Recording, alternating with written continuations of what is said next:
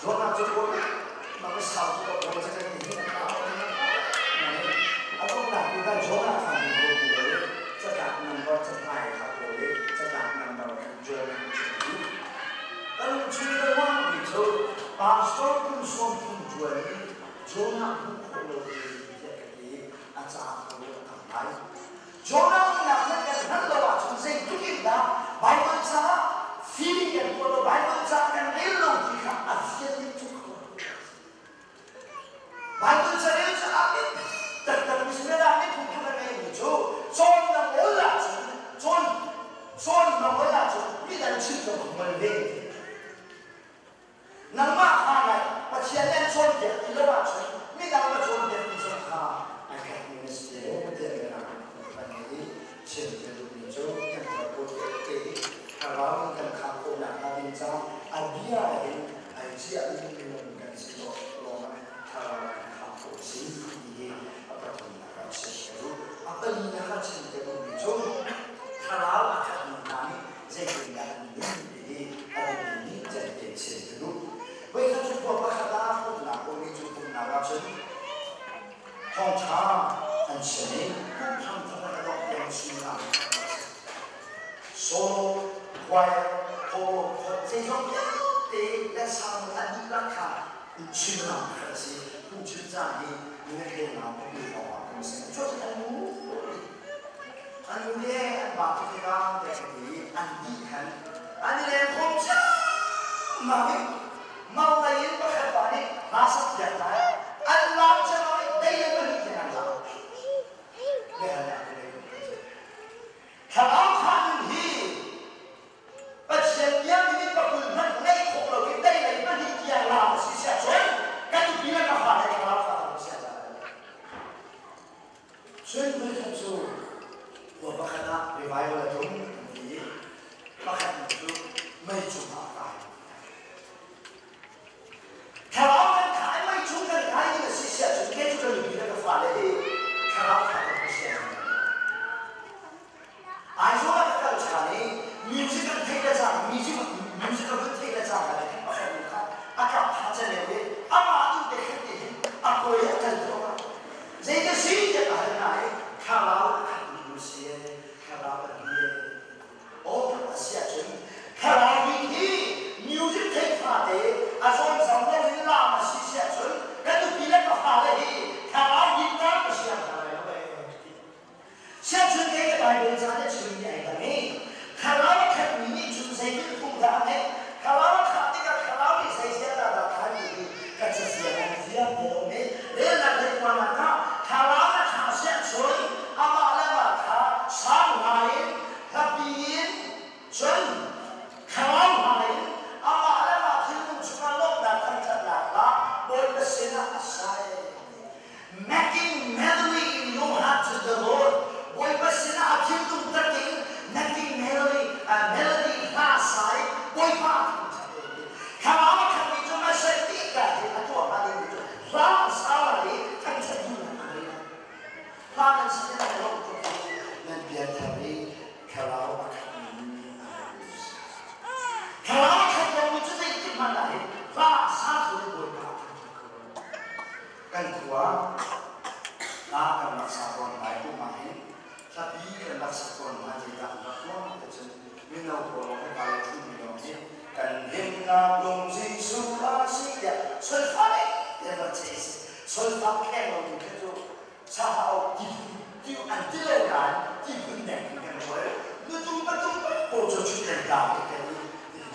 ngomong kan ngomong dia kalau kita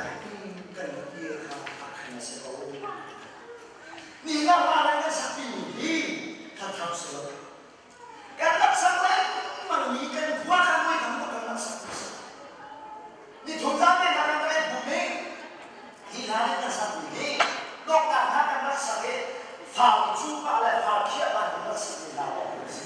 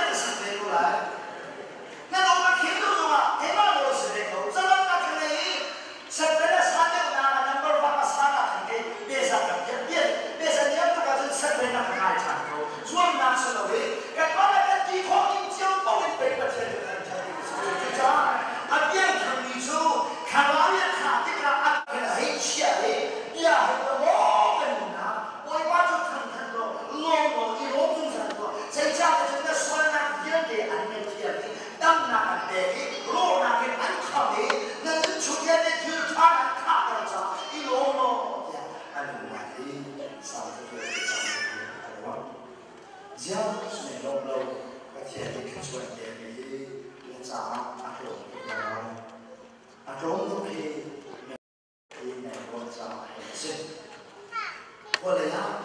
không phải đóng bị anh này bị cái gì điều tra không phải bỏ đi thôi để cho nên là trả xuống là mấy cái này luôn này